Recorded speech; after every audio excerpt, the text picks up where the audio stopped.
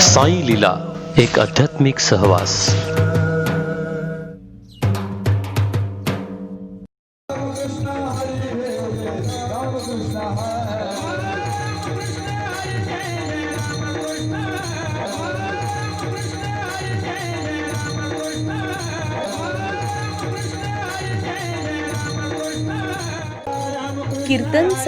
कीर्तन सांग होय अंग हरी रूप.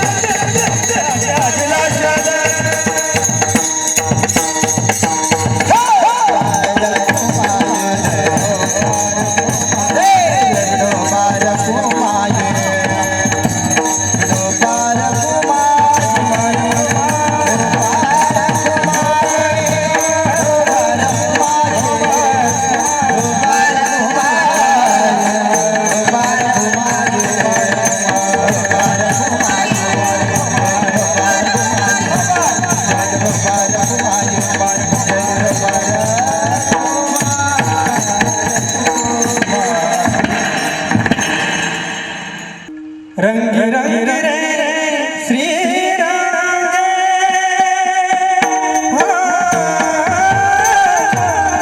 रंग रे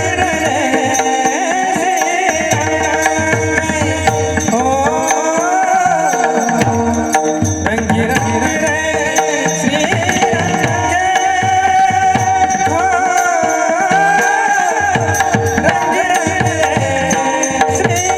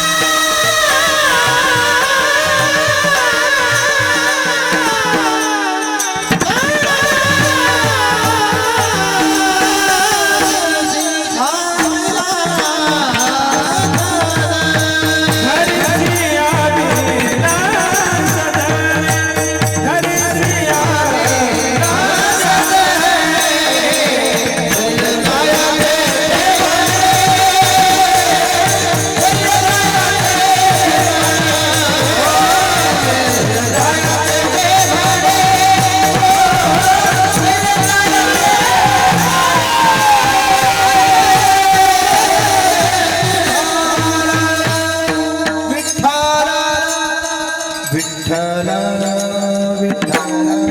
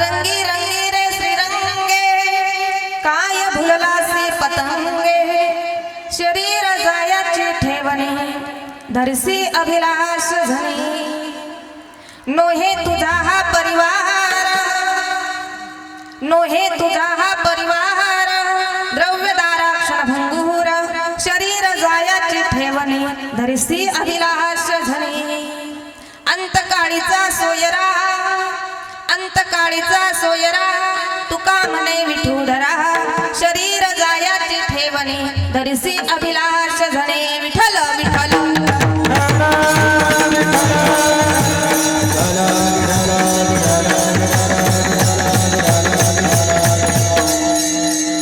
रंगी रंगी रे श्रीरंगे काय भुललासी पतंगे शरीर जायाची ठेवणे धरसी अभिलाष झणे महायोग पीठे तठे भीमरथ्यम वरम पुंडरीकाय दातु मुनींद्रे समागत्य तिष्ठम तमानंद कंदम परब्रह्मलिंगम भजे पांडुरंगम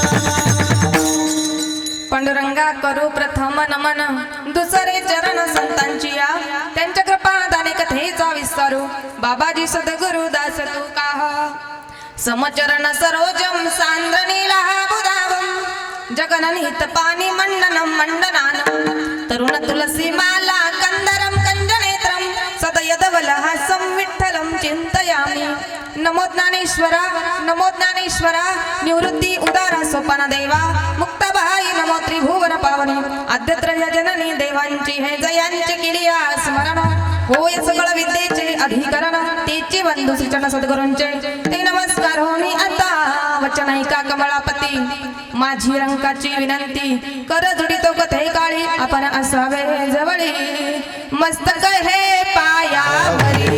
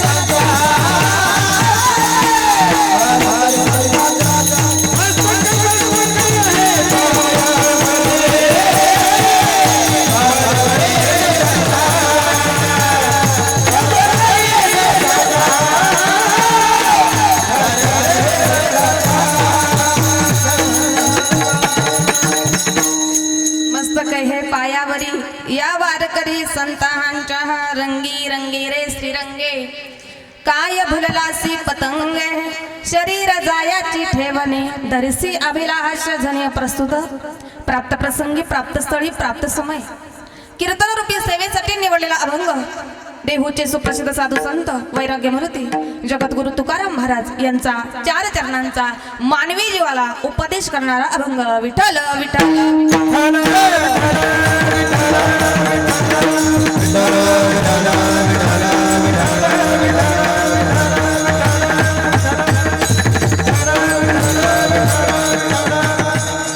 सेवेला सुरुवात करण्यापूर्वी ज्याची खावी पोळी त्याची वाजवावी या नियमाप्रमाणे अल्पसा परिहार देणं ते उचित. प्रभू रामचंद्रांच्या पदस्पर्शाने पावन झालेल्या पवित्र अशा भूमीमध्ये आपल्या या सिन्नर तालुक्यातील पंचाळ या गावामध्ये कैलासवासी दगूबाबा गणपत सेंद्रे यांच्या प्रथम वर्षश्राद्धाच्या निमित्तानं या कार्यक्रमाचं आयोजन बाबांच्या पाठीमागे शोकाकुल असणारा परिवार गंगा भागीरथी ताराबाई दगू सेंद्रे, राजाराम दगू सेंद्रे, त्र्यंबक दगू सेंद्रे, निवृत्ती दगू सेंद्रे, सावकार दगू सेंद्रे असा हा समस्त सेंद्रे परिवार. या सेंद्रे परिवारानं आज या ठिकाणी या वर्षश्राद्धाचं या कीर्तन रूपी सेवेचं आयोजन केलेलं आहे. बाबांना आपल्यामधून जाऊन आज 1 वर्ष पूर्ण झालं, वर्ष झालेलं आहे. बाबांच्या पाठीमागे असणारा हा परिवार, बाबांच्या जाण्यानं संपूर्ण परिवाराला नातेवाईकांना दुःख झालेलं आहे. हे दुःख पेलण्याची शक्ती भगवान परमात्मा देव हीच मी भगवंताच्या चरणी प्रार्थना करते. सेवेला सुरुवात करते. विठ्ठल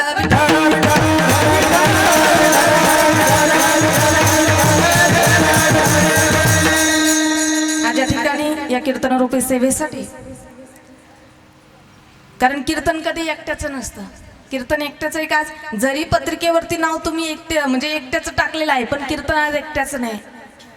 महाराष्ट्रातील नामवंत मृदुंगाचार्य हरिभक्त परायण आमचे ओमकार महाराज रायते अतिशय हसतमुख आहे. मी नेहमी बोलत असते बघा, नाही तर काय काय पखवाजे अतिशय गोड वाजवतात पण एवढं कीर्तनकाराकडे रागारागाने पाहतात, पण अतिशय ज्यांचा चेहरा हसतमुख आहे असे आमचे आदरणीय महाराज, आमचे विनेकरी बाबा, सर्वच महाराज मंडळी, अगदी बालगोपाळ भजनी मंडळ सर्व, तसेच आमचे आपल्याच गावातील हरिभक्त परायण आमचे ज्ञानेश्वर भाऊ बेलोटे, तसेच आमच्या जयश्रीताई गावंडे ताई पण या कार्यक्रमाला, ताईंची पण उपस्थिती लाभलेली आहे. तसेच आमचे आदरणीय असणारे हरिभक्त परायण प्रकाश महाराज नाईकवाडे, तसेच आमचे सागर महाराज घुमरे, विनोद महाराज शिंदे, तसेच आमचे बंधू हरिभक्त परायण चिंतामण महाराज सानप, सर्वजण अतिशय सुंदर पद्धतीने साथ करतात. आणि या कार्यक्रमाला जिवंत ठेवण्याचं जे कार्य करणार आहे ते आमचे साईलीला TV चॅनल वाले, कारण हा कार्यक्रम ते पुन्हा पुन्हा दाखवणार आहे. जरी आज कार्यक्रम झाला पण आपल्याला नंतरही हा कार्यक्रम बघायला मिळणार, ऐकायला मिळणार. म्हणून सर्वांचे मी प्रथमतः स्वागतही करते, आलेले सर्व पाहुणे मंडळ, सर्व पाहुणे मंडळाचंही स्वागत करते, कारण आज या ठिकाणी खऱ्या अर्थाने अतिशय गोड वातावरण आहे बघा. स्वर्ग मृत्यू पाताळ याचा मंडप घातला हो, चारही वेदांचा हा फुलवरा बांधिला हो. अशा गोड असणाऱ्या या वातावरणामध्ये सेवेसाठी जो अभंग घेतलेला आहे तो जगद्गुरु तुकोबारायांचा आहे. आणि या अभंगाच्या माध्यमातून जगद्गुरु तुकोबाराय मानवाला उपदेश करतात. रंगी रंगे रे श्रीरंगे काय भुललासी पतंगे. मानवाला उपदेश करतात की बाबा रे, मानव म्हणून तू जन्माला आला, मग कुठल्याही रंगामध्ये न रंगता लक्ष्मी ज्याच्या रंगामध्ये रंगली त्याच्या रंगामध्ये तू रंग. रंगी रंगे रे श्रीरंगे पतंगाप्रमाणे भुलून जाऊ नको. काय भुललासी पतंगे. का? कारण जे शरीर तुला मिळालेलं आहे ते शरीर एक ना एक दिवस जाणार आहे. शरीर जायाची ठेवणे, जाणाऱ्या शरीराबद्दल अभिलाषा आसक्ती धरून उपयोग नाही. धरसी अभिलाष जने. मग काही लोक जगद्गुरु तुकोबारायांना बोलायला लागले की महाराज आमचा परिवार फार मोठा आहे, तो परिवार आम्हाला मरणाच्या बाबतीत सोडवणार. पण महाराजांनी सांगितलं नो, हे तुझा हा परिवार, परिवाराचा नियम आहे द्रव्यदारा क्षणभंगूर. मग महाराज आम्हाला नेमकं सोडवणारा आहे तरी कोण? सोयरे पण आम्हाला भरपूर आहे, पण जगद्गुरु तुकोबारायांनी सांगितलं ते सोयरे सुद्धा तुम्हाला सोडवू शकत नाही. सोडवणारा एकमेव सोयरा आहे, त्या एकमेव सोयऱ्याचं नाव आहे भगवंत. अंतकाळीचा सोयरा तुका म्हणे विठूदरा, शरीर जायाची ठेवणे तरीसी अभिलाष जनी. असा या अभंगाचा थोडक्यात भावार्थ. विठ्ठल विठ्ठल.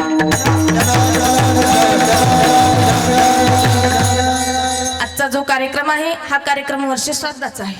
कारण वर्षश्राद्ध, एकदा का जीव गेला तो जीव आपल्यात राहतो. 10 दिवस, पहिलं 3 दिवस घरात, 7 दिवस घराच्या परिसरात, 10 दिवस गावाच्या सीमेपर्यंत.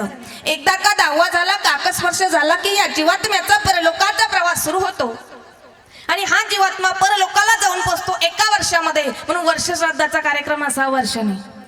आता इथपर्यंत ठीक आहे, पण आज या ठिकाणी या कार्यक्रमाचं आयोजन करायची गरज काय?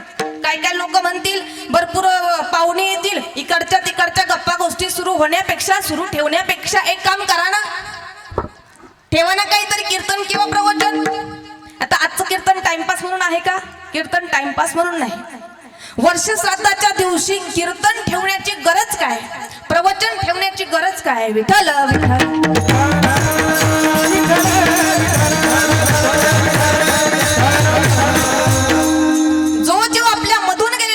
त्या जीवात्म्याला अंत समय तरी मोक्ष प्राप्त व्हावा म्हणून आजच्या दिवशी कीर्तनाची गरज आहे. तुम्ही म्हणा याला काही पुरावा आहे का? पुरावा गोडा आहे बघा. भागवत ग्रंथामध्ये आत्मदेव नावाचा ब्राह्मण, पत्नी धुंदुली, पुत्रप्राप्ती नाही. आता पुत्रप्राप्ती नाही, मग ब्राह्मणाने अगदी स्वतःच्या देहाचा त्याग करायचं ठरवलं. देहच ठेवायचं नाही मला. का? मला अजून मुलबाळ झालेलं नाही. कारण घर कितीही मोठं असू द्या, कितीही सुंदर असू द्या, पण घराला शोभा, 4-2 जर लेकरं घरात नसतील तर घराला शोभा येणार का? घराला शोभा येऊ शकत नाही. मग ब्राह्मणाने स्वतःच्या देहाचा त्याग करायचं ठरवलं.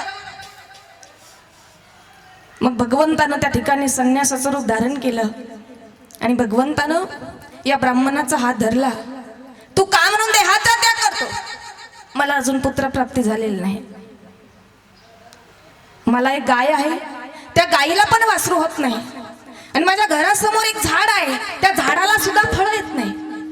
बरं एक काम करतो, एक फळ देतो, हे फळ तू घरी घेऊन जा, तुझ्या पत्नीला खायला दे. पत्नीचं नाव आहे धुंदुले. पत्नीला हे फळ खायला दे, पण या कालावधीमध्ये तिला सत्य, पावित्र्य या सर्व गोष्टींचं पालन करावं लागणार. आता ब्राह्मणानं ते फळ घेतलं, घरी आला. घरी आल्यानंतर पत्नीला दिलं. आता पत्नी अशी होती धुंदुली, जे काही खरं ते माझंच आणि खोटं मात्र तुमचं. पत्नी अशी होती. मग ते फळ घेतलं, ती अनेक कुतर्क करायला लागली. एकाच गावामध्ये दोघही बहिणी होत्या. मग बहिणीला बोलावलं, बहिणीला सांगितलं, बाई मला फार भीती वाटायला लागली ग. अगं हे फळ जर मी खाल्लं तर मी गरोदर असणार. तुमचं लक्ष आहे ना मावशांनो, आहे ना? हे फळ जर मी खाल्लं तर मी गरोदर असणार. अहो गरोदर राहिले म्हणजे माझं पोट मोठं दिसायला लागणार, लोक मला नाव ठेवतील. आणि दिवाळीच्या सण डिलेव्हरीसाठी जर मी माहेरी गेले, प्रसूतीसाठी मी माहेरी गेले, माझी नणंदबाई येईल, घरातलं आहे नाही ते घेऊन जाईल. भीती वाटायला लागली. पुन्हा तिच्या मनात एक कुतर्क आला. कुतर्क म्हणजे वाईट विचार. बाई हे फळ जर मी खाल्लं आणि तो गर्भ जर राहिलाच, पण तो गर्भ जर शुकाचार्यांसारखा 12 वर्ष पोटातच राहिला तर काय करायचं? कारण शुकाचार्य आईच्या उदरात किती दिवस होते? ब्राह्मणाची पोरं एका खेळाशी झाले.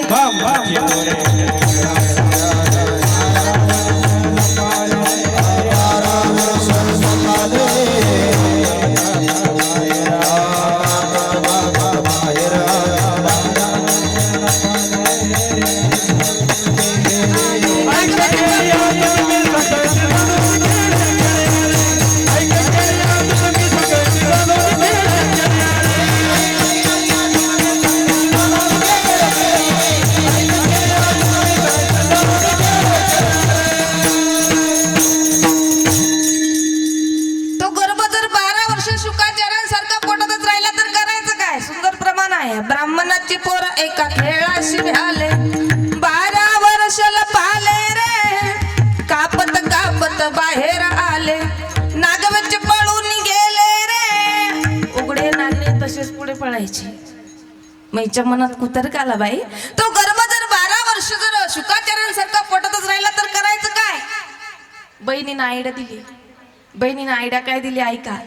एक काम कर ना, मी गरोदर आहे, तू फक्त गरोदरपणाचं नाटक कर. आता हिनं बहिणीच्या सांगण्यानुसार गरोदरपणाचं नाटक केलं आणि या दोघींनी पण त्या फळाची परीक्षा पाहण्यासाठी त्यांची जी गाय होती त्या गायीला ते फळ घातलं. आता काही दिवसांच्या कालावधीमध्ये बहीण बाळांत झाली. बहीण बाळांत झाल्यानंतर ते फळ, ते जे बाळ होतं ते बाळ हिनं धुंदुलीला आणून दिलं. हिनं आपल्या पतीला सांगितलं, अहो कुठल्याही प्रसूतीच्या वेदना झाल्या नाही, सुखरूप पद्धतीने बाळांत झाले बघा. आणि जे फळ गायीला घातलेलं होतं त्या गायीला सुद्धा सुंदर असा एक मनुष्याकृती मुलगा झाला. आता जो मुलगा गायीला झाला त्याचं नाव ठेवलं गोकर्ण. गायीपासून झाला त्याचं नाव गोकर्ण, आणि जो बाईपासून झाला त्याचं नाव धुंदुकारी. आता ब्राह्मणाच्या घरासमोर लोक दररोज यायचे ना, ते लोक चर्चा करायचे बघा. चर्चा आपसात करायचे, बोलायचे की काय ब्राह्मणाचं नशीब, इतक्या दिवस त्यांच्या बाईला मुलगा होत नव्हता. अहो इतक्या दिवस त्यांच्या बाईला मुलगा होत नव्हता, आता त्यांच्या बाईला पण मुलगा झाला आणि त्यांच्या गाईला पण मुलगा झाला. दोघही मुलं वाढत होते. वाढत असताना जो धुंदुकारी होता, धुंदुकारीला संगती वेशांची प्राप्त झाली, वाईटांची संगती प्राप्त झाली. लहान लहान मुलांना घ्यायचा, उचलायचा, खेळवत खेळवत विहिरीमध्ये टाकून द्यायचा, पाण्यात टाकून द्यायचा. एवढा त्रास द्यायचा, एवढा वाईट प्रवृत्तीचा तो धुंदुकारी. वेशांच्या जाळ्यामध्ये फसला गेला. त्या वेशांनी केलं काय? हात चोऱ्या करायचा, दरोडे घालायचे, वेशांना पैसे देऊन द्यायचा. वेशांना याला रात्रीच्या वेळेला अगदी फाशी देऊन मारलं. मरत नव्हता तर जळत्या लाकडानं मारलं. आता मारलं पण त्याला पुढचा जन्म पिशाची योनीमध्ये गेला, म्हणजे भूतांच्या योनीमध्ये त्याला जन्म मिळाला, प्राप्त झाला. जेव्हा ही गोष्ट गोकर्णाला कळाली तेव्हा हा गोकर्ण ज्या ज्या तीर्थाला जाणार त्या त्या तीर्थाला भावाच्या नावानं पिंडदान करायचं. आता भावाच्या नावानं पिंडदान करत असताना सुद्धा हाच धुंदुकारी पिशाच्या योनीमध्ये असल्यामुळे हा धुंदुकारी गोकर्णाला त्रास द्यायला.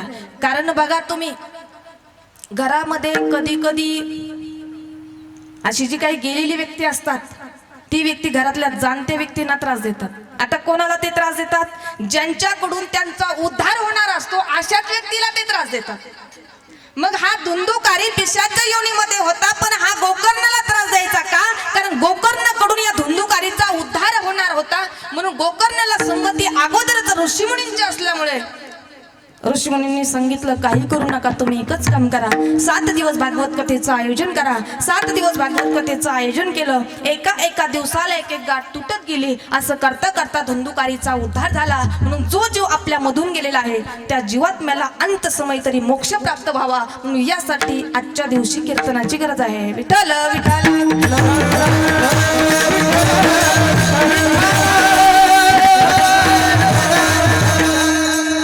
आजच्या दिवशी पिंडदान सुद्धा करावं लागतं.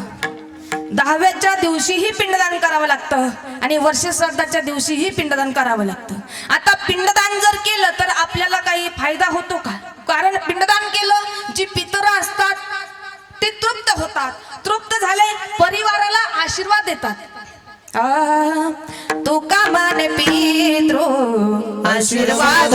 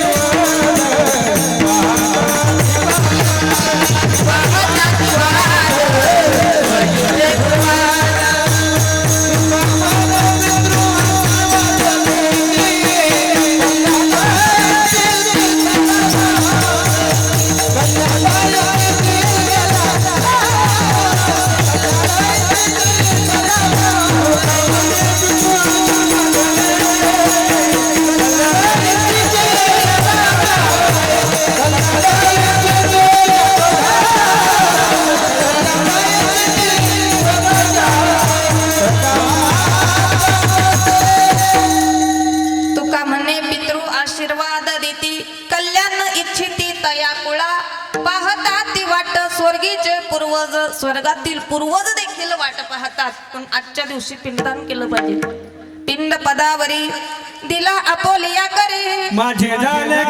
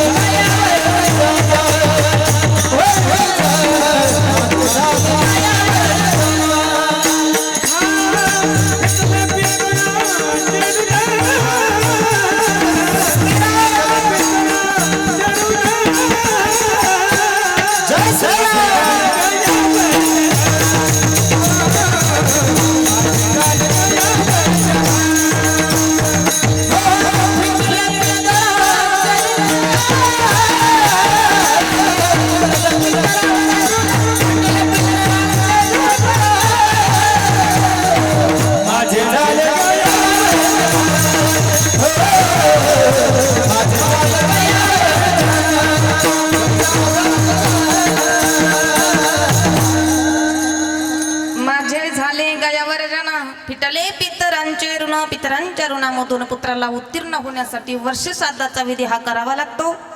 आणि हा विधी होण्यासाठी परिवार सुद्धा सात्विक असावा. कारण काही काही जर समजा नोकरीवाले असेल, आता सर्व काही नोकरीवाले तसे नाही, पण भरपूर नोकरीवाले असे का त्यांना बापाच्या दहाव्याला वेळ नसतो आणि वर्ष श्राद्धाला सुद्धा वेळ नसतो. म्हणून खऱ्या अर्थानं परिवार सात्विक आहे, जागा झालेला आहे परिवार, पण आपल्या हिताच्या ठिकाणी. आपल्या या हिता जो असे जागता धन्य माता पिता तयाची या कुणी कन्या पुत्र होती जे सात्विक तयाचा हरिक वाटे देवा म्हण या वर्ष श्राद्धाच्या निमित्तानं सेवेसाठी जो अभंग घेतलेला आहे रंगी रंगी रे श्रीरंगे काय भुलेला सी पतंगे जगद्गुरु तुकोबराय उपदेश करतात मानवाला. कारण आपण आपल्या या मृत्यू लोकाचा जर विचार केला मृत्यू लोकामध्ये संत पण आहे मृत्यू लोकामध्ये भगवंतही आहे आणि मृत्यू लोकामध्ये सामान्य जीवही आहे मानवही आहे. तुम्हा मला या मृत्यू लोकामध्ये यावंच लागतं इच्छा असो अथवा नसो. संत महात्मे स्वतःहून येतात आणि देवाला मात्र आणावं लागतं. आता तुम्हाला आम्हाला यावंच लागतं येण्याचं कारण आहे बघा. अगा कर्मे जे उरावे तै ते सुख दुःखी फळावे आणि तया ते भोगावया यावे देहा एका यावं लागतं कर्मामुळे यावं लागतं वासनेमुळे. जशी वासना तसा पुढचा जन्म घेणे लागे वासनेच्या संगे तेची झाले अंगे हरिरूप जशी वासना तसा पुढचा जन्म. अगदी सोप्या भाषेत सांगायचं ठरलं दिवसभर जास्त विषयावरती ज्या बोलणार रात्री स्वप्न तेच पडतं का दुसरं बाबा तेच पडतं ना. दिवसभर जास्त ज्या धन पैसा आता या रंगामध्ये आपण रंगलेला आहोत पण जगद्गुरु तुकोबराय सांगतात या कुठल्याही रंगामध्ये न रंगता तू रंग पण लक्ष्मी ज्याच्या रंगामध्ये रंगली त्याच्या रंगात रंग. आता लक्ष्मी रंगली भगवंताच्या रंगामध्ये. कारण जेव्हा समुद्र मंथनाच्या वेळेला 14 रत्न बाहेर आली लक्ष्मी कौस्तुभ पारिजातका सुरा धन्वंतरी चंद्रमा अशी जवळपास 14 रत्न बाहेर आली. माता मोठ्याची कन्या होती लक्ष्मी. आता विवाह करायचा कारण लग्नांच्या फार अडचणी आता. मुलाचं लग्न जर करायचं म्हटलं तर फार अडचणी बघा मुलाच्या आई बापाला. कारण आज मुलीचं जर लग्न म्हटलं तर मुलीपेक्षा मुलीच्या आईच्याच अपेक्षा जास्त वाढले. मान्य आहे तुम्हाला मुलीपेक्षा मुलीच्या आईचीच अपेक्षा जास्त वाढली आहे. मुलीच्या आईला एकच वाटतं बघा आजही तरुण कुलीन गोरा हसत मुख तरुण कुलीन गोरा पाहिजे मुलीला चतुर सद्गुणी सुंदर सानवरा चाल पूर्वीला जो तिचे बहुपरी घालीन शाल जो मायेने तिजवरी विद्वानात हिरा चकाकत विद्वानात हिरा. आईला वाटतं माझ्या मुलीला नवरा कसा पाहिजे तरुण कुलीन गोरा म्हणजे मुलगा तरुण पण पाहिजे गोरा पण पाहिजे. मग सावळ्या मुलांनी काय करायचं लग्न जमवताना बघा आला विषय ओघानं म्हणून सांगते असं शास्त्राला सुद्धा मान्य आहे. मुलगी जर गोरटी असेल तर मुलगा सावळा असेल अडचण आहे का. मुलगा जर गोरटा असेल मुलगी सावळी असेल काय अडचण नाही. कारण याला सुद्धा शास्त्रामध्ये याची सुद्धा प्रमाण आणण्यात आलेलं आहे. सावळा वरबरा गौर वधूला सावळा वरबरा गौर वधूला नियम देवादिकी हाची परी पाळीला गौर तनु जानकी राम घन नीळ रुक्मिणी गोरटी कृष्ण सावळा शुभ्र गंगावरी नदी सागराला विज मेघासती घाली माळा. रुक्मिणी गोरटी होती कृष्ण सावळा कारण गवळणीमध्ये भांडणे बघा मी राधा गोरी रे तू कृष्ण काळा म्हणजे दोघांचे भांडण व्हायचे मी गोरी आहे तू कृष्ण कसा आहे सावळा आहे. पण हे शास्त्राला मान्य आहे सावळा वरबरा गौर वधूला. आता लग्न करताना जास्त काय बघतात बघा मुलीच्या आई वडील मुलाच्या बापाची श्रीमंती बघतात. मान्य आहे तुम्हाला मुलीचं लग्न करायचंय तर मुलाच्या बापाची श्रीमंती बघतात मुलाच्या बापाची प्रॉपर्टी बघतात. पण माझं तर असं म्हणणं आहे मुलाच्या बापाची श्रीमंती पाहण्यापेक्षा मुलाचं कर्तृत्व पहा. कारण करोडपती बाप असेल पण मुलगा जर नालायक निवडला तर करोडपती बापाला कंगालपती व्हायला वेळ लागणार आहे का. मग मुलगा कसा पाहिजे कर्तृत्ववान पाहिजे. नाही तर काही काहींचं लग्न मोडतं बाबा घरावरून लग्न मोडतं. कारण मुलींच्या घरी साधं पाचटाचं घर असतं पण मुलीच्या आईला इच्छा एकच आहे माझ्या मुलीला वांगला पाहिजे. अशा अनेक कारणांनी लग्न मोडतं. पण माझं एकच मत आहे मुलाचं कर्तृत्व पहा मुलाच्या आईबापाची श्रीमंती बघू नका. आता विवाह व्हायचा होता लक्ष्मीचा आता लक्ष्मीचा विवाह सागराची कन्या आहे मोठ्याची कन्या आहे आता देवतांच्या लाईनी लागला. आता देवतांच्या लाईनी लागल्या. पहिल्या देवाला बघितलं, इंद्रदेवाला. मग लक्ष्मीनं विचार केला, इंद्रदेवाशी विवाह करायला काहीच अडचण नाही. पण इंद्रदेवाचा बायोडाटा चेक केला, कारण आज ज्याच्याबरोबर लग्न केलं जातं त्याचा अगोदर काय बघतो आपण पत्रिका पाहिल्याशिवाय पाहिला जात नाही. आता इंद्रदेवाबरोबर विवाह करायचा, पण बायोडाटा पाहिला तर त्यामध्ये त्यांच्या लक्षात आलं यांनी गौतम ऋषींची जी पत्नी आहे अहिल्या ही उपभोगली आहे. इंद्र पडली बघे चंद्र झाला काळा, नारद चुकला चाळा भजनाचा. इंद्रदेवाला लक्ष्मीनं नाकारलं. पुढे गेल्यानंतर पाहिलं दुर्वास ऋषी होते. दुर्वास ऋषींना पाहिलं काहीच अडचण नाही यांच्याबरोबर विवाह करायला, पण पुन्हा बायोडाटा पाहिला तर यांना रागच आवरलेला नाही. मग दुर्वास ऋषींना सुद्धा लक्ष्मीनं नाकारलं. पुढे गेल्यानंतर पाहिलं ब्रह्मदेव होते. ब्रह्मदेव तर लक्ष्मी पुढून येते तर स्वतःहून गळ्यात माळ अटकून घेत होते. पण ब्रह्मदेवाचाही बायोडाटा चेक केला तर त्या लक्ष्मीच्या लक्षात आलं सुट्टीच नाही यांना. रविवारची सुट्टी नाही, 26 जानेवारीची सुट्टी नाही, 15 ऑगस्टची सुट्टी नाही, बकरीदची सुट्टी नाही, सुट्टीच नाही. समजा कुठं कार्यक्रमाला जायचंय, जोडीच बरोबर नाही, मग जायचं कसं? मग यांना सुट्टीच नाही, कारण ब्रह्मदेवाचा सारखा कारखाना चालू आहे. आता ब्रह्मदेवाचा कारखाना कोणता? हे आपल्याला सर्व म्हणजे जीव घडवण्याचा कारखाना ब्रह्मदेवाचा चालू आहे. कारण ब्रह्मदेवाच्या बाबतीत सुद्धा वर्णन आहे बघा. कोलाल हाडाचा बापचा हाडाचा काय करतो?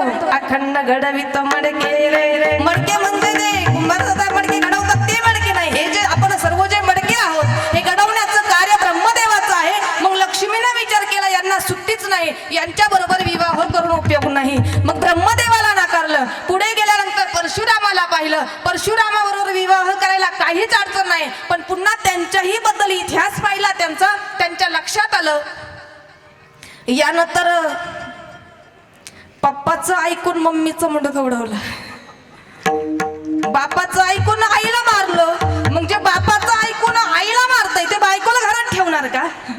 मग त्यांनी परशुरामाला सुद्धा नाकारलं. आता परशुरामाला नाकारलं. पुन्हा पुढे पाहिलं भगवान शंकर होते. विचार केला अतिशय भोळे बाबा आहे, यांच्या बरोबर विवाह करायला काहीच अडचण नाही हा विचार केला. मग त्यांची मित्रमंडळी पाहिली, कारण लग्न हे मित्रमंडळीवरून सुद्धा मोडतं बरं का. मित्रमंडळी, आता भगवान शंकराची मित्रमंडळ कोण कोणी बाबा? भूते बेताळाचा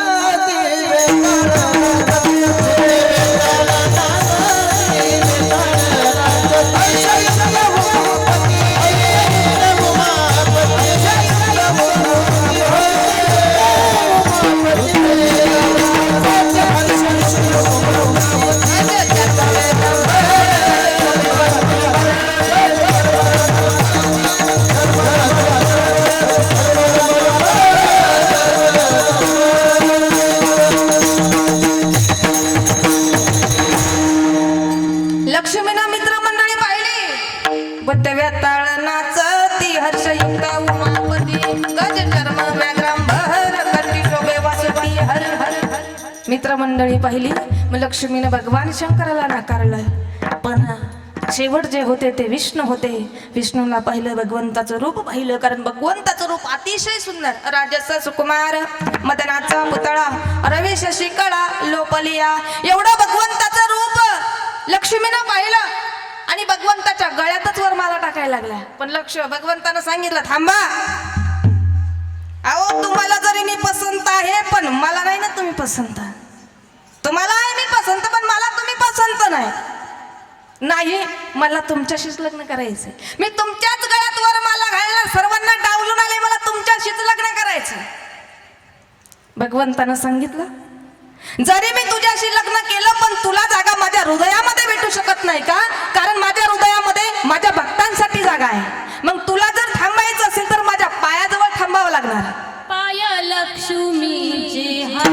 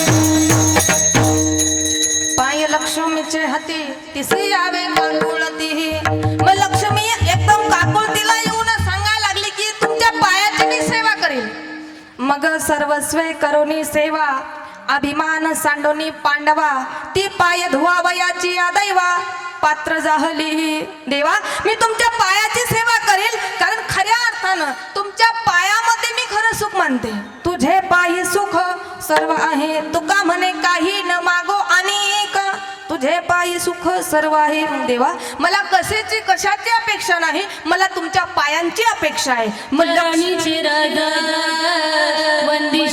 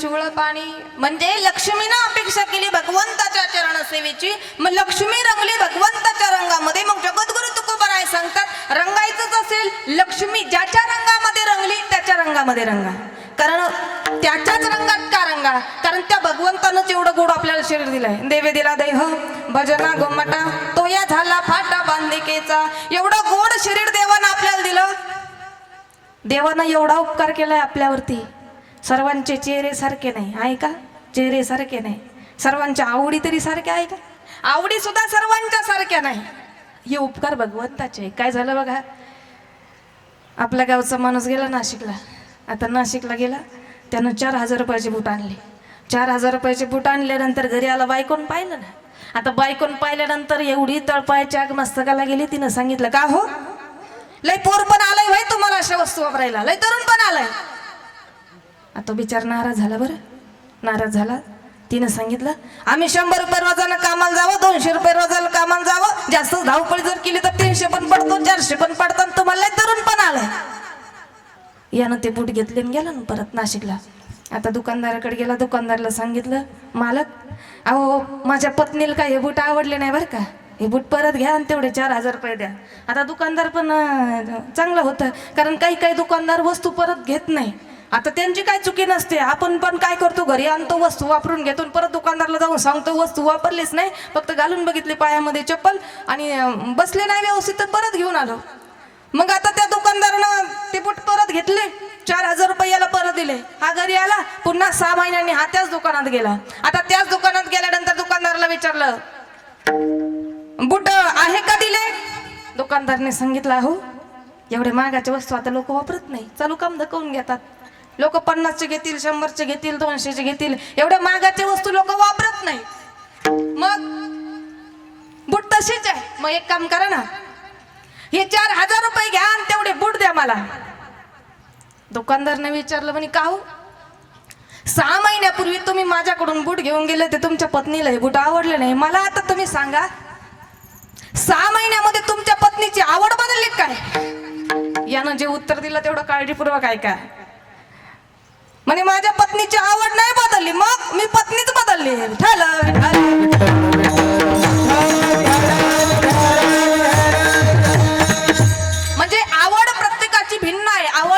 काय झालं कुटुंब घरामध्ये दोघंच नवरा बायको नवरा घरात आला का सारखा पुस्तक वाचायला बसायचं सारखा पुस्तक इकडनं आला पुस्तक तिकडनं आला पुस्तक सारखा पुस्तक वाचायचा बायकोन पाहिलं म्हणे का हो अहो आम्ही घरात असताना थोडं आमच्याशी बोलत जा आहे ना आम्ही घरामध्ये अहो घरामध्ये मुलं आहे आमच्याशी तुम्ही बोलत नाही काय नाही इकडनं आले पुस्तक तिकडनं आले पुस्तक मला तर असं वाटतं ना बाई मीच पुस्तक व्हावं काय यानं सांगितलं या काम कर तू पुस्तक व्हायच्या भानगडीतच पडू नको मग तू कॅलेंडर हो कॅलेंडर म्हणे का अगं ते वर्षाला बदलतं तर हे विठाल विठाल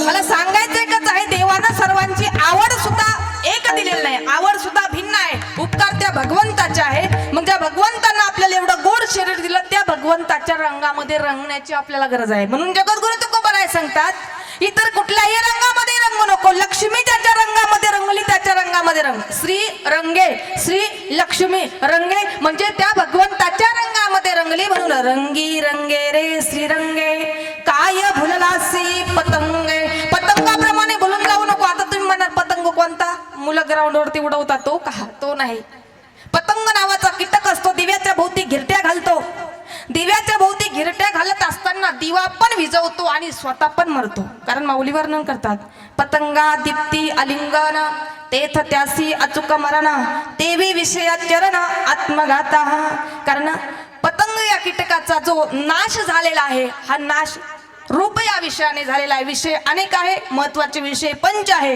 मग जगद्गुरु तुकोबाराय सांगतात पतंगाप्रमाणे भुलून जाऊ नको मग साधक मंडळींनी विचारलं का मग जगद्गुरु तुकोबाराय सांगतात जे शरीर तुम्हाला मिळालेलं आहे ते एक ना एक दिवस जाणार आहे अभंगाचं शरीर जायाचे ठेवणे शरीर जायाचे ठेवणे शरीर जायाचे ठेवणे शरीर जायाचे ठेवणे शरीर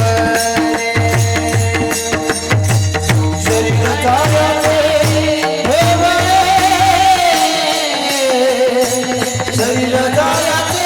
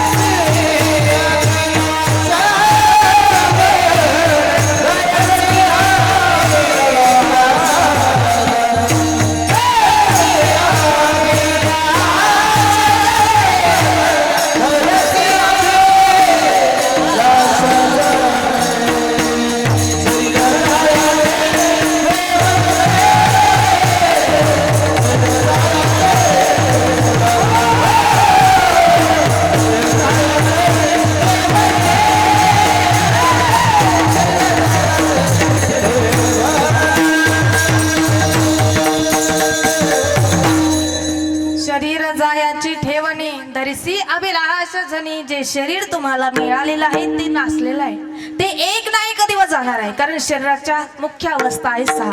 अस्ति म्हणजे गर्भधारणा करणे, जायते जन्म होणे, वर्धते वाढणे, विपरिणते तरुण होणे, अपक्षीयते म्हातारा होणे आणि नश्यती म्हणजे मरण पावणे. नाशिवंत देह जाणार सकळ, आयुष्य खातो काळ सावधान, देहाची या गावा आलिया, जन्म मृत्यूची या सोहळ्या, ना म्हणू नये धनंजया जिया परी. कोणी किती म्हटलं मला काय मरण येणार नाही असं म्हणून चालेल का?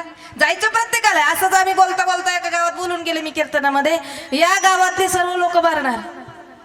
आता असं बोलल्यानंतर सर्वांचे चेहरे पडले बरं. पण एक मावशी जवळ आली अगदी हसत, मग गुलाबाच्या फुलावाने चेहरा होता मावशीचा, अगदी टवटवीत. म्हटलं मावशी, अहो सर्वजण नाराज आहे, सर्वांचे चेहरे पडलेले आहे आणि तुम्ही हसतात. म्हणताय तुम्ही नाही म्हटलं कीर्तनामध्ये या गावातले सर्व लोक मारणार आहे, मी या गावातलीच नाही ना, मग मी शिन्नरून आले म्हणे. म्हणजे कोणी कुठूनही आलाय. मरण असं आहे, ते मरण काही टाळता येत नाही. मरण टाळता येत नाही, मरणाच्या बाबतीत बहाणे सुद्धा करता येत नाही. बघा काय झालं, एका गावामध्ये गणपत नावाचा मुलगा होता, नुकतंच लग्न झालं. आता लग्न झालं आणि त्याला घेण्यासाठी आले यमराज. यमराज आले, यमराजाजवळ मोठी यादी होती. त्या यादीमध्ये या गणपतचं नाव पहिलंच होतं. आता पहिलं नाव गणपतचं होतं. गणपतला सांगितलं, गणपत मी तुला घेण्यासाठी आलोय बघ. गणपतनं विचार केला, मनोमन देवानं आपल्याला एवढी गोड बुद्धी दिली, या बुद्धीचा आपण काहीतरी वापर केला पाहिजे. मग यानं केलं काय, यमराजाला सांगितलं, एक काम करा ना, आले गरीबाच्या घरी 2 घास जेवण करून जा, तुम्ही आमच्याकडे पाहुणे आहात. यानं पत्नीला स्वयंपाक करायला सांगितलं. पत्नीनं सुंदर असा स्वयंपाक केला. पण पत्नीला सांगितलं, एक काम कर, 2 ताटं वाढ, एका ताटामध्ये गणपतला आणि एक ताटात मला, एका ताटामध्ये यमराजाला आणि एक ताटामध्ये मला. गणपतनं पत्नीला सांगितलं. आता पत्नी हुशार होती, तिनं 2 ताटं केले. मग यानं पुन्हा तिला सांगितलं, एक काम कर, यमराजाला जे ताट वाढणार ना त्याच्यामध्ये गुंगीचं औषध टाक. हिनं त्या ताटामध्ये गुंगीचं औषध टाकलं. दोघंही जेवण करायला बसले. दोघांनी जेवण अगदी पोटभर केलं.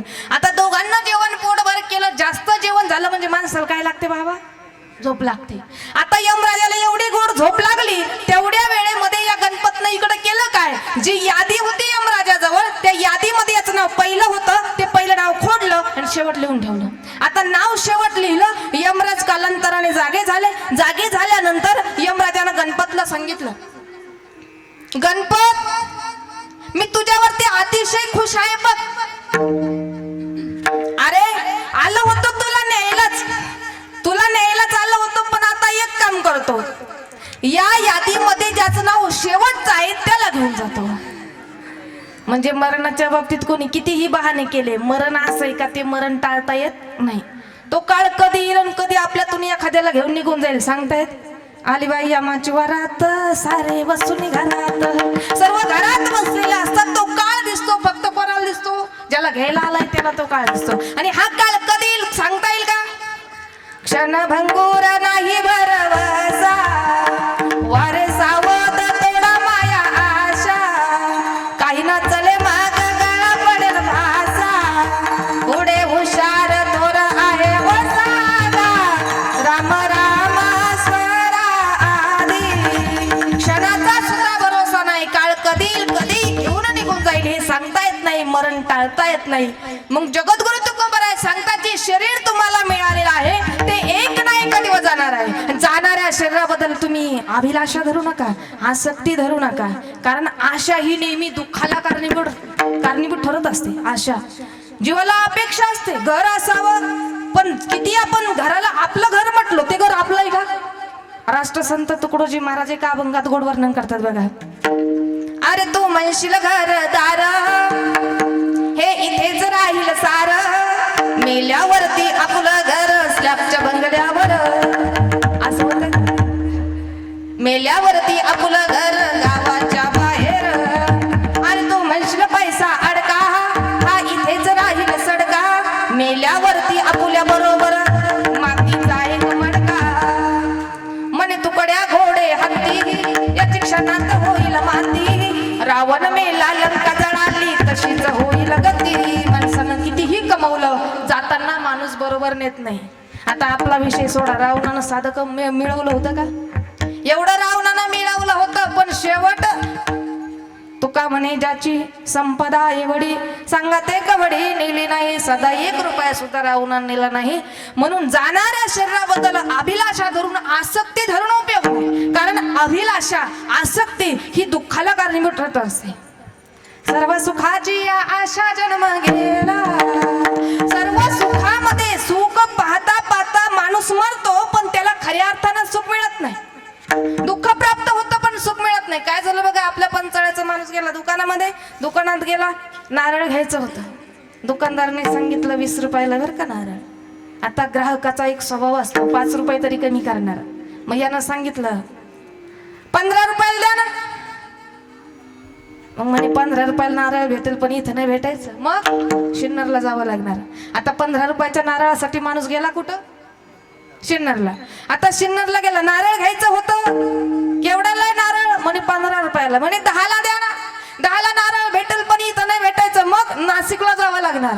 नाशिकला गेला, नारळ घ्यायचं होतं. दुकानदारने सांगितलं 10 रुपयाला आहे. म्हणे 5 रुपयाला द्या ना. म्हणे 5ला भेटेल पण इथं भेटायचं नाही. मग मुंबईला जावं लागणार. आता 5 रुपयाच्या नारळासाठी माणूस गेला कुठं? तुमचं लक्ष आहे ना? 5 रुपयाच्या नारळासाठी माणूस गेला मुंबईला. आता मुंबईला गेल्यानंतर नारळ घ्यायचं होतं. म्हणे 5 रुपयाला. एक काम करा ना, फुकट द्या ना. म्हणे फुकट नारळ भेटेल पण इथं भेटायचं नाही. मग कुठं? कोकणात जावं लागणार. आता फुकटच्या नारळासाठी माणूस गेला कोकणामध्ये. कोकणामध्ये एवढी नारळाची झाडं होती पण एक झाड असं तिरप होतं. एवढी नारळ त्या झाडाला होती. हे गेलं गाईनं त्या झाडावरती चढलं. झाडावरती चढल्यानंतर त्यानं नारळ पकडलं. आता नारळ पकडलं पण झाड तिरप असल्यामुळे याचे पाय निसटले. हे असं लोंबकळायला लागलं वरती झाडाला. आता झाडाला लोंबकळत असताना झालं काय, एक उंटावाला येत होता. यानं त्या उंटावाल्याला आवाज दिला. म्हणे ओ उंटावाले काका, काय फक्त तुम्ही माझे पाय धरा, खालून 1000 रुपये देतो. आता उंटावाल्याने विचार केला फक्त पाय धरायचे किती भेटणार आहे आपल्याला? 1000 रुपये. मग ते गेलं, ते उंट तिथं खाली नेलं. उंटावरती उभा राहिला, त्याचे पाय धरले. आता यानं उंटावाल्यानं या नारळवाल्याचे पाय धरले. पण झालं काय, खालचा जो उंट होता तो गेला पुढे निघून. आता उंट पुढे निघून गेला. पुढे निघून गेल्यानंतर आता वरच्यानं खालच्याला किती कबूल केले होते? लक्ष आहे तुमचं? वरच्यानं खालच्याला किती कबूल केले होते? 1000 रुपये देतो फक्त माझे पाय धर. आता खालच्यानं वरच्याला कबूल केले 2000 रुपये देतो पण फक्त वरचं नारळ सोडू नको. जे नारळ तुटलं धपकन खाली पडले, हातही मोडला, पायही मोडला. मला सांगायचं एकच आहे की आशा ही दुःखाला कारणीभूत ठरत असते. आशेचे बांधले तुका म्हणे वाया गेले. कारण सीतेला मोह झाला, मला सोनेरी हरणाच्या कातडीची चोळी शिवून पाहिजे आशा निर्माण झाली. दुःख भोगावं लागलं. रावणाने गोसाव्याचं रूप धारण करून पळवून नेलं. म्हणून जगद्गुरु तुकोबाराय सांगतात, जाणाऱ्या शरीराबद्दल तुम्ही अभिलाषा धरू नका, आसक्ती धरू नका. शरीर जायाची ठेवणी धरिसी अभिलाष जणे. मग काही लोक महाराजांना बोलायला लागली, महाराज अहो जरी शरीर जाणार आहे इथपर्यंत आम्हाला मान्य आहे, पण आमचा परिवार लय मोठा आहे हो. पण महाराज सांगतात तो परिवार सुद्धा तुमचा नाही.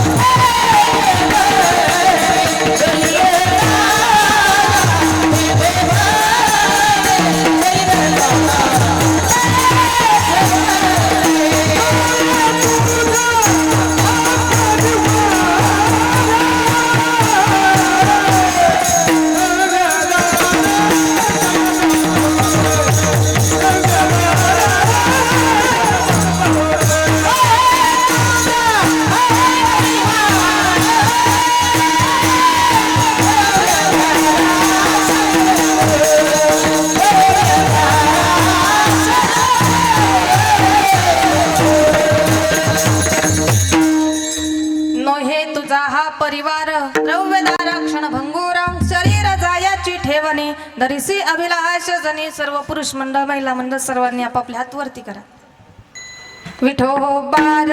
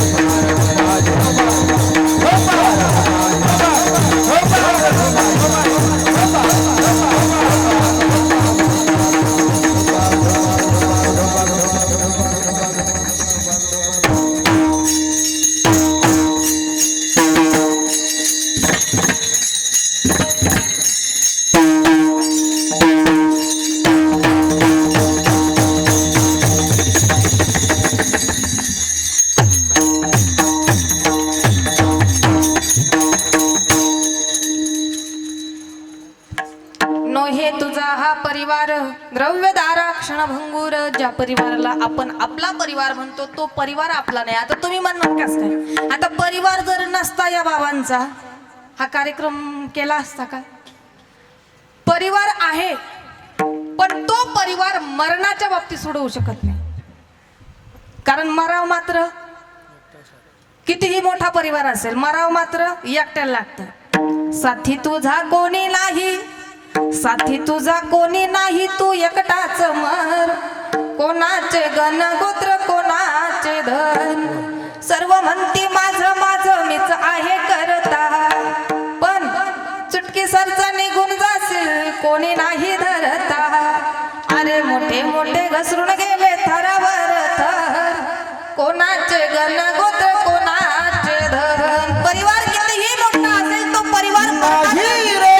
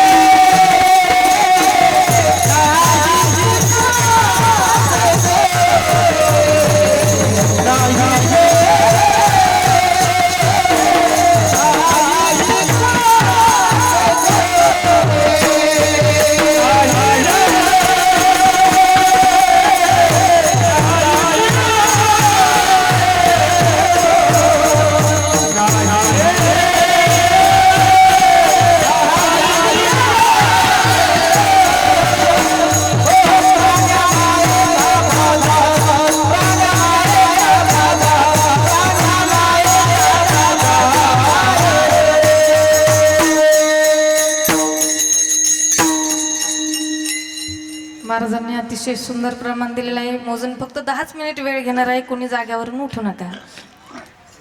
नाही कुणाचे कुणी म्हणजे ज्या परिवाराला आपण आपला परिवार म्हणतो तो परिवार आपला नाही. काही काही लोक म्हणतात आहो सोयरे आहे ना आम्हाला, पण ते सोयरे सुद्धा मरणाच्या बाबतीत सोडवू शकत नाही. सोडविना राजा देशीचा चौधरी आणि का सोयरी भली भली. सोयरे सोडवू शकत नाही. आई बाप सुद्धा मरणाच्या बाबतीत सोडवू शकत नाही. माता पिता बंधू बहिणी कोणी न पवती निर्वाणी. इष्ट मित्र स्वजन सखे हे तो सुखाची मांडणी. एक लांबी दुःख भोगी कुंभ पाक जाचणी. शेवटी कोणी सोडविना एका सद्गुरु वाचोनी. एका चक्रपाणी वाचवणे एका चक्रपाणी वाचवणे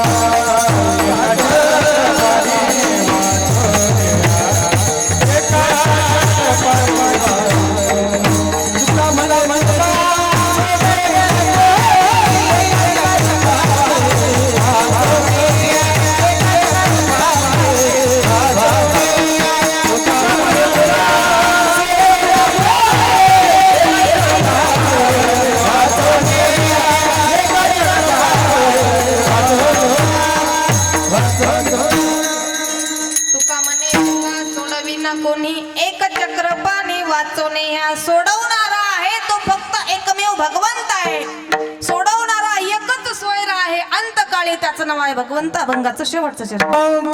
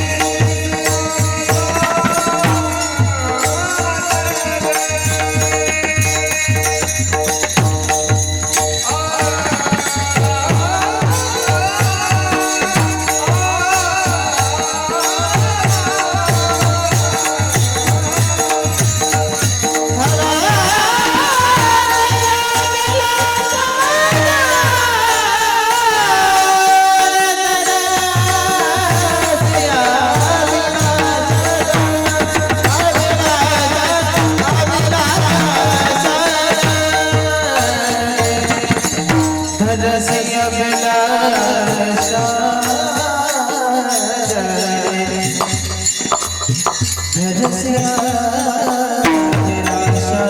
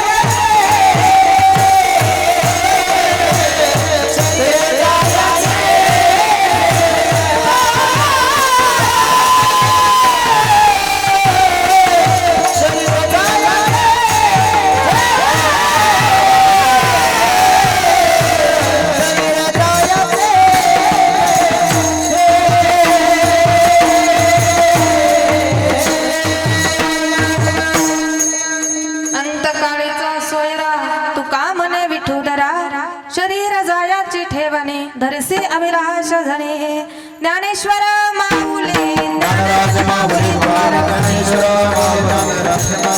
माऊली ज्ञानेश्वर माऊली कैलासवासी दगूबाबा गणपत सेंद्रे बाबांना आपल्यामधून जाऊन आज 1 वर्ष पूर्ण झालं.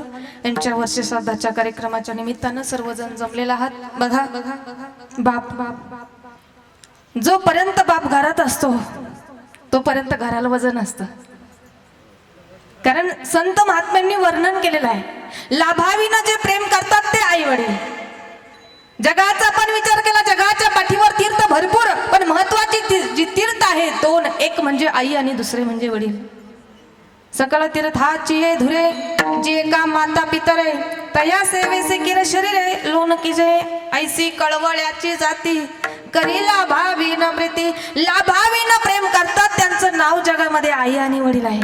आणि आशय असणारे आई वडील जोपर्यंत घरात असतात, वाक्य जरा काळजीपूर्वक ऐका, जोपर्यंत आईबाप घरात असतात तोपर्यंत घराला वजन असतं.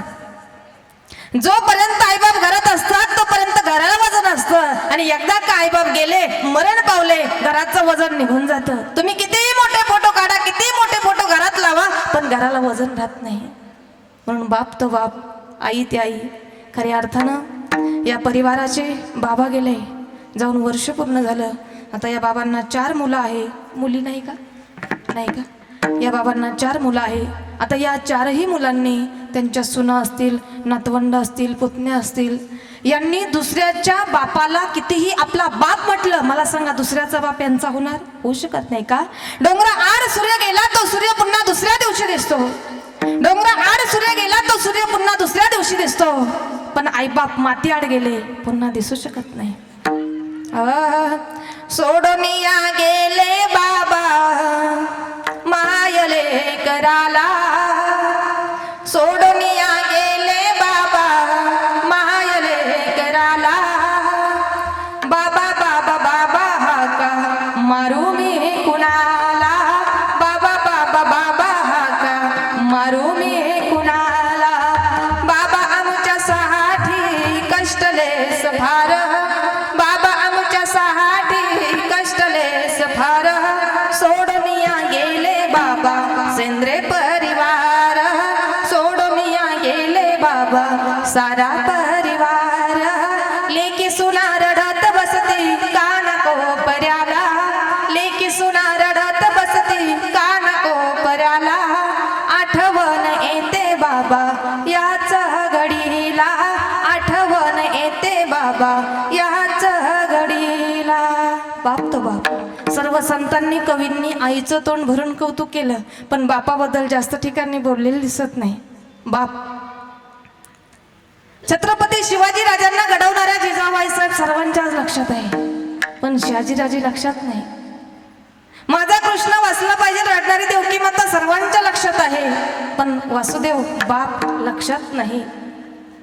राम राम करता करता दशरथ राजांनी देह सोडला, रडणारी कौशल्य माता लक्षात राहिली, पण राजा दशरथ बाप आपल्या लक्षात नाही. असा असणारा बाप बाप असतो कसा? बाप स्वाभिमानी बाळा बाप कनकार कना, बाप स्वाभिमानी बाळा बाप कनकार कना. त्याच्या हृदयात सुद्धा लाजाळूची संवेदना, ज्याची पहाडाची छाती त्याच्या हृदय गुलाम, ज्याची पहाडाची छाती त्याच्या हृदय गुलाम. त्याच्या घामाच्या धाराला सोन्या रुपयाचा रुबाब. बाप तलवार ढाल बाप पेटती मशाल, बाप तलवार ढाल बाप पेटती मशाल. बाप जागतो म्हणून घर झोपत खुशाल, बाप जागतो म्हणून घर झोपत खुशाल. बाप घराचा तो पाया आहे कळस त्यावर, जेव्हा कचतो न पाया तेव्हा कोसळते घर, जेव्हा खचतो न पाया तेव्हा कोसळते घर. जोपर्यंत बाप घरात असतो तोपर्यंत सारखी बाप उलाढाल करतो. उलाढाली करी बाप फक्त घरासाठी, उलाढाली करी बाप फक्त घरासाठी. शिव्या शापया जगाच्या घेतो आपुलेच माती, घर बायकोनी उलया जगवण्यासाठी. बाप होतो वेडा पैसा एक एक पैशासाठी. बाप वागवी मुलांना तळ हात पाकळ्यात, अशा बापासाठी यावे थोडे असावे डोळ्यात. बाप थकल्यावरती त्याचा बनावा आधार, बाप थकल्यावरती त्याचा बनावा आधार. काय उपयोग पुन्हा किती घातले पितर, जित्यानं यानं मेल्यानंतर पिंडदान, मेल्यानंतर किती काय केलं उपयोग नाही. मग जिवंत असणारा आईबाप असताना आईबापाची सेवा आणि मेल्यानंतर हे जे काही उत्तर कार्य आहे हे कार्य सुद्धा महत्वाचं आहे. काय होतं बघा, बापाचा जास्त जीव मुलीत असतो. आता मुलगी जर माहेरी येणार म्हटलं, सणाला येणार म्हटलं, बाप करतो काय? कोणी पाहुणे जर आले, भेटायला आले, जर 10 रुपये दिले, 20 रुपये दिले, तसेच पैसे जमा करून ठेवणार. जमा करून ठेवणार. मुलगी माहेरी आली का गपचूप ते मुलीचा जो मुलगा असतो किंवा मुलगी असते गपचूप त्या नाताला देणार. आता बाप देतो, पण कधी अपेक्षा धरतो का?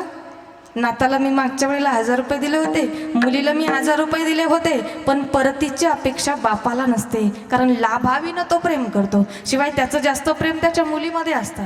मुलगी सासरी असते, बाप रडतो, बाप बोलतो बाई अगं मला भेटायला ना. मुलगी एवढी संसाराची रोबी असते, मुलगी सांगते बाबा अहो फार कामं चालले आमच्याकडं, मला काय आता यायला वेळ मिळणार नाही. बापांना सांगावं बाई अगं कमीत कमी माझा जीव आहे तोपर्यंत तरी तू मला भेटायला येशील, मला भेटायला रिकाम्या हाताने ये, पण माझ्याकडून जेव्हा जाशील तेव्हा मात्र रिकाम्या हातानं जाऊ नको. एकमेव ठिकाण माहेर की माहेर रिकाम्या हातानं गेलं तरी चालतं, पण येताना माणूस रिकाम्या हातानं येत नाही. म्हणून बापाचा जास्त जीव मुलीत असतो. म्हणून बापानं कधी मुलीचा अवेर करू नये आणि भावानं सुद्धा कधी बहिणीचा अवेर करू नये.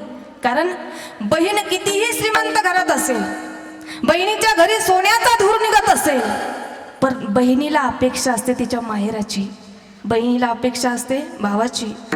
भावाची मुलं मोठी मोठी झाली की भाऊ बहिणीला विसरतो, भावाची मुलं मोठी झाली की भाऊ बहिणीला विसरतो, पण बहीण मरते पण बहीण भावाला विसरत नाही. एका भावानं आईला सांगावं आई आपल्या ताईडीच्या घरी कितीही सोन्याचा धूर निघत असेल, कितीही श्रीमंती असेल, पण तिला खऱ्या अर्थानं अपेक्षा आपल्या माहेराची आहे. गोड वर्णने बघा. जरी रायाला बंगला घर हाती नोकर चाकर, जरी रायाला बंगला घर हाती नोकर चाकर, अंगावर वरदारी शालू खास, रोज पंच पक्वानाचा घास, तरी बहिणीला आई राते माहेराची आस, तरी बहिणीला आई राते माहेराची आस, सासरच्या उन्हात ती दबलेली बाहुली, येऊन माहेरच्या माळ्यात घेते घडीची साहुली, प्रेम हक्काने भांडण करते घर माझ्याही बापाच म्हणते, प्रेम हक्काने भांडण करते घर माझ्याही बापाच म्हणते, बायकोला भिवू नको म्हणते आई बापाला सांभाळ म्हणते. 2 दिवसाची पाहुणी तिचा घरभर थाट, 2 दिवसाची पाहुणी तिचा घरभर थाट, तरी बहिणीला आई राते माहेराची आस, तरी बहिणीला आई राते माहेराची आस. म्हणून बहिणीला भावाने विसरू नये आणि मुलीला सुद्धा बापानं विसरू नये. मुलीचा जास्त जीव बापात असतो. असे असणारे प्रेम करणारे जे बाबा होते कैलासवासी दगूबाबा गणपत सेंद्रे, बाबांना जाऊन 1 वर्ष पूर्ण झालं. बाबांच्या जाण्यानं संपूर्ण परिवाराला दुःख झालेलं आहे. हे दुःख पेलण्याची शक्ती भगवान परमात्मा देव हीच मी भगवंताच्या चरणी प्रार्थना करते. आज या ठिकाणी अशा या सुंदर अशा कार्यक्रमाचं आयोजन ज्यांनी घडवून आणलं, आपल्याच परिवारातील असणारे हरिभक्त परायण दत्ताभाऊ सेंद्रे यांनी या कार्यक्रमाचं आयोजन घडवून आणलं, त्यांचेही मी आभार मानते. तसेच हरिभक्त परायण विकासभाऊ बिरे यांचा पण सहभाग होता, त्यांचेही मी आभार मानते. साईलीला TV चॅनलवाले दादा तुमचेही आभार. या कीर्तनासाठी खऱ्या अर्थानं साथ संगत ज्यांनी केली, आमचे आदरणीय असणारे चिंतामण महाराज सानप, विनोद महाराज शिंदे, आमचे माझे गुरु हरिभक्त परायण निवृत्ती महाराज रायते यांचे चिरंजीव आमचे गुरुबंधू हरिभक्त परायण ओंकार महाराज रायते यांचे पण आभार मानते. आमचे असणारे हरिभक्त परायण प्रकाश महाराज नाईकवाडे यांनी पण अतिशय सुंदर साथ दिली, तुमचे आभार. तुमचं नाव काय? आमचे हरिभक्त परायण अरुण भाऊ, त्यांचे आभार मानते. आमच्या ताई हरिभक्त परायण जयश्रीताई गावंडे ताई पण या ताईंचा कार्यक्रम हिवर गावला होता, पण म्हटलं ताई चला मग आता कार्यक्रम झाला म्हणजे पुढेही चला याही कार्यक्रमाला. मग ताई पण या कार्यक्रमाला आल्या. ताई एकट्या आल्या नाही, लक्ष्मी नारायणाची जोडी आहे म्हणून दाजी पण या कार्यक्रमाला उपस्थित आहे. दाजींचेही आभार मानते. आमचे ज्ञानेश्वर दादा बेलोटे तसेच सर्व आमचे हरिभक्त परायण सागर महाराज घुमरे यांच्या संस्थेतले सर्व जे काही मुलं आहेत सर्व आलेले आहेत, म्हणून महाराजांचे मी आभार मानते. सर्व बालगोपाळ भजनी मंडळाचे आभार मानते. बाबा तुमचेही मनपूर्वक आभार, सर्वांचे तुमचे आभार मानते. विनेकरी बाबा तुमचे आभार. आणि खऱ्या अर्थानं अतिशय गोड अशी साऊंड सिस्टीम आहे. साऊंड सिस्टीमवाले दादा आमचे राहुल भाऊ थोरातच ना, राहुल भाऊ थोरात कसं आहे वयामानाने एवढं लक्षात राहत नाही पण राहुल भाऊ थोरात तुमचेही मनपूर्वक आभार मानते. तसेच आमचे थोरात बाबा सर्व तुमचे आभार मानते. मीही तुमच्यासमोर ज्यांच्यामुळे उभे आहेत त्यांनी जर सांगितलं असतं बस झालं कीर्तन लग्न होईपर्यंत लग्नानंतर बंद. माझे पतीही माझ्याबरोबर आहेत त्यांची साथ आहे म्हणून मी त्यांचेही आभार मानते. पुन्हा एकदा सर्वांचे आभार मानून आलेली सर्व पाहुणे मंडळाचे आभार मानते. कोणाच राहिले का आभार मानायचं नाही राहिलं ना.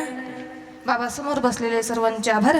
झालेली सेवा भगवंताच्या चरणी सद्गुरूंच्या चरणी बाबांच्या चरणी अर्पण करून सेवेला याच ठिकाणी पूर्णविराम. विठ्ठल जय जय विठ्ठला विठ्ठल जय जय विठ्ठल आहा बोली जय जय बोली वाटोली बोलते सदा क्षमा करत महाराज तुमचे सिद्ध आहा नाही विचारिला अधिकार मी आपण सदा क्षमा करत महाराज तुमचे सिद्ध बाबाने चोराला पाया बंदिला करत महाराज तुम्ही सिद्ध तुम्हारा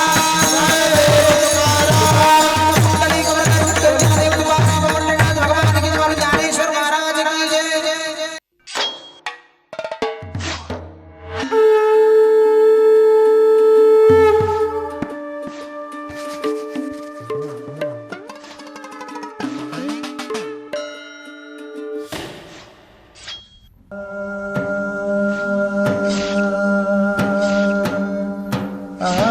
साई लीला एक आध्यात्मिक सहवास.